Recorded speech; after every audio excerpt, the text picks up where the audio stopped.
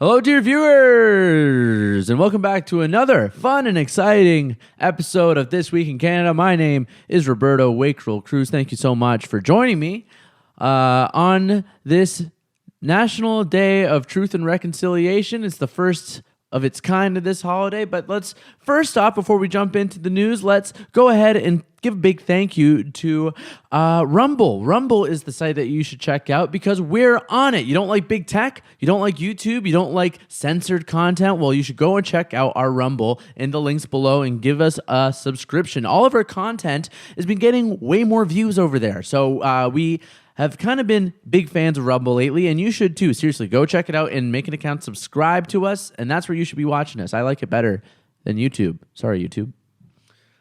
While you're in the links below, why don't you go down and check out the Post Millennial's website. That's where I work. That's where I edit. And that's where you should become a member. A membership starts for a very low price, only $5 a month. And you can get the ad-free experience of the Post Millennial. It helps us. It's probably the most direct way that you can help us. $5 a month. I know it might be a lot to ask for some, but we really, really would appreciate it. And while you're at it, go ahead and check out Kubera, where you can manage your portfolio all in one place. Traditional and crypto.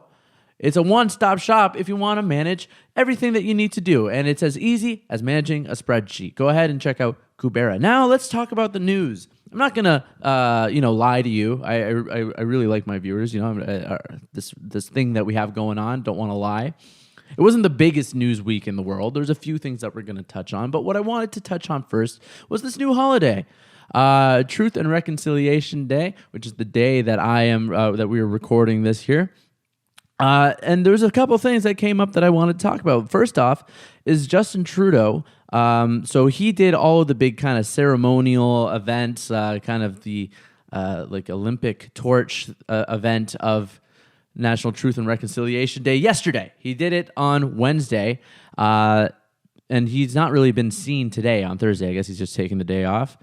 But what he did is this thing that he accidentally does all the time, is that he accidentally called his dad evil. You see, his father before him wasn't the biggest fan of the indigenous peoples. Thought they were a little weird, a little intense, kind of gave him a bad vibe, is a very light way to put it.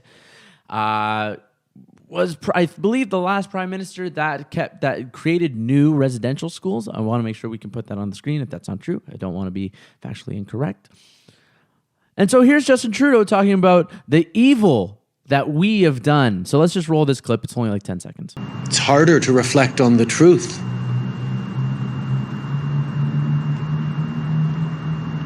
Of the mistakes. Of the evil. You have this very liberal, literally liberal use of the word we, because it wasn't me. And if you're younger than, like 80, then I doubt it was you either. I mean, there's very few people, I think, that directly oppressed the indigenous. Directly, you know what I mean? Like, kept them in schools and, like, dug the graves and this kind of thing. So we is a very loose way to say the government, I think. And when you look back at the prime ministers of Canada, there's two with the last name Trudeau, and there was one that was around during those awful schools, which obviously is a tragedy. And we should all take time to reflect. Honestly, if you wake up today, you should reflect and just be like, God, that it really is not a great part of our past. There's still reason to be proud in Canada and this nation. I guess there is still. But really, let's take a second and let's reflect. Let's not go surfing.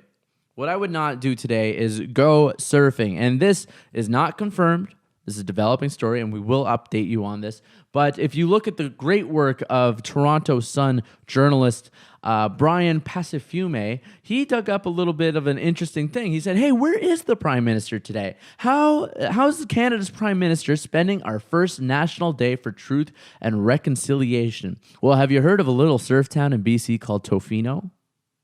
Surfs up in Tofino.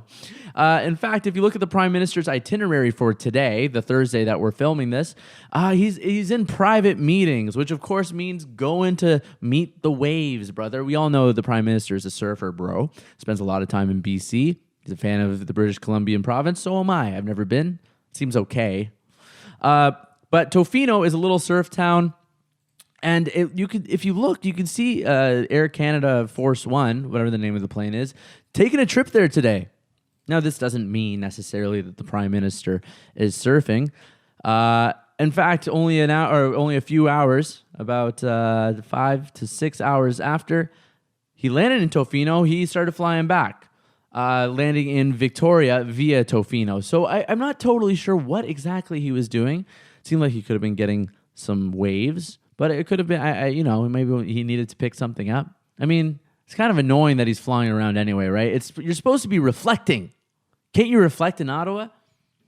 Why aren't you I mean, I know he released a statement and everything, but shouldn't you be publicly reflecting?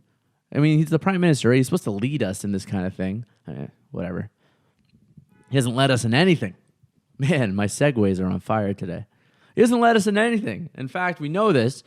If we look at the curious case of the two Michaels, not so curious. I don't know if you've heard, but these two Michaels, Michael Kovrig and Michael Spavor, are back home. Welcome back, our two Michaels. Mwah! You saw this beautiful photo, I believe by the Prime Minister's cameraman, the official cameraman, the one that took that really suspicious photo of Trudeau's like junk, like through his pants when he was squatting at a hospital. Really weird photo. But we're talking about this photo. The one of Michael, I believe, Kovrig, kissing the ground like the Pope does, getting down on his knees and mwah. It must feel nice after over 1,000 days of your government letting you down on account of you being a spy or something. What? Because a cell phone, like basically the Chinese equivalent of like Steve Jobs or something, like of Tim Cook, just some like CFO gets arrested in Canada, and now all of a sudden you're a spy, allegedly. Like, I mean, that doesn't even make a whole lot of sense. But that's what China did, and now they're back. But as we found out from an article, I believe, by the Globe and Mail, let's pull it up right now. Intervention led to freedom for two Michaels, according to sources. Mr. Biden insisted any deal to drop the U.S. extradition case against Huawei Technologies executive Meng Wanzhou and defer criminal charges could not happen unless the two Canadians were released at the same time, according to three sources with direct knowledge of the talks with China, Huawei, and Miss Meng's lawyer. So after over 1,000 days, Justin Trudeau's, remember when he said, you can't lob tomatoes across the Pacific Ocean, like that meant anything during the debates. Turns out, you don't need to lob tomatoes. You could just you take some leadership like Mr. Joe Biden apparently did. I'm not a big Joe Biden fan, but I mean, good for him. Anyway, very happy for Michael to be back home. Let's wrap it up with a little bit of a debate. Let's ask the audience what they think, because I'm a little curious what you guys think of the former, now ex-leader of the Green Party, Miss Annamie Paul.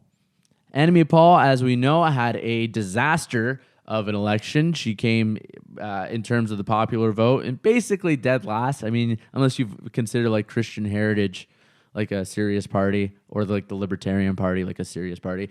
Annamie Paul came in dead last. PPC beat him in votes, did not beat him in seats. There's 2 seats for the Greens. I believe there's one in Kingston, because of the whole scandal around the Liberal MP who sexually assaulted someone and had to step down, and then Liberal voters just had to go to the Greens.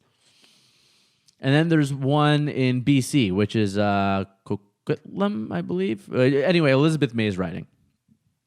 Anyhow, she had to leave. She stepped down after what could only be described as a dumpster fire of an election for her. Internal strife inside the Green Party's political establishment pressured her out, it seemed like. She's gone on to say, actually, that this was the worst part of her life ever, and that she was coughing up blood like Freddie Mercury in the Bohemian Rhapsody movie. She didn't say that much, but you know what I mean. So she's gone. But I don't really want to talk about that too much. It's not very interesting. Although, nice lady. But I want to talk about this tweet by This Hour Has 22 Minutes. Remember This Hour Has 22 Minutes? How not funny that show was? Or how I guess Rick Mercer used to make it okay, but I mean, really not. He would just go around and be like, hey, did you know that Canada just got its first like postal code? And Americans would be like, okay, yeah, I guess so. I don't really know anything about Canada. That's totally possible. There's only like 12 people out there, and 4 of them are named Trevor, so like whatever. So This Hour Has 22 Minutes, by the CBC, goes out and tweets this. Annamie Paul has resigned as leader of the Green Party. Wow. Never thought they would discard her after just a single use. Okay. So this tweet has since been deleted. Let's talk about this because a lot of people got really mad about this, saying, "Oh, this is disgusting. Like, how could you say that?" But yeah, you can totally say that. It's just a crummy joke. It's just not that funny. It's not offensive.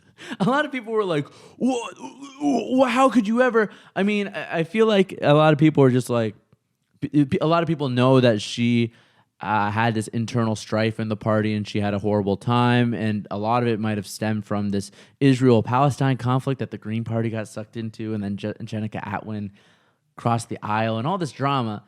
But that doesn't have anything to do with this shitty joke. It's just a shitty joke. So I will throw this one to you, dear viewers. Is this worth deleting? Is this tweet funny? Like, do you find this funny? And is this tweet offensive? And if so, why? I mean, I really don't get why a lot of conservatives were just like, "Oh, CBC, the comedian, this is not funny." Yeah, it's just not funny. Doesn't mean they have to delete it. I don't know. People talk about snowflakes nowadays and then don't realize when they're being a snowflake. You know what I mean? That's my insight. Anyway, let me know what you think. But before you go, let me leave you with a proposition. I will show you guys my haircut. See? Look at that. Got a haircut. Brand new. I think it looks okay. But now that I've done that, you have to go to the links below and check out Rumble. Rumble, young man. Rumble, said Muhammad Ali to you. Is that what you got to do? You got to go to the links below and check out and subscribe to Rumble. You should see how many views we're getting over there, man. It's the independent way to free content and to a free voice. Big web tech censorship, which is coming back now that Trudeau's here, gone. Let's go to rumble.com. Check it out. Support us there. They're Canadian. And also go to the postmillennial.com, another Canadian site, where you can pay $5 a month to support us directly. It helps us tremendously, and you get no ads. And you should see how many ads we have normally. But we have good content on there. Anyway, go check us out and check out Kubera. If you want to manage all your stuff in one place, check out Kubera, both crypto and traditional. My name is Roberto Wakefield Cruz. I hope you have a good week, and I'll see you next time. Thanks.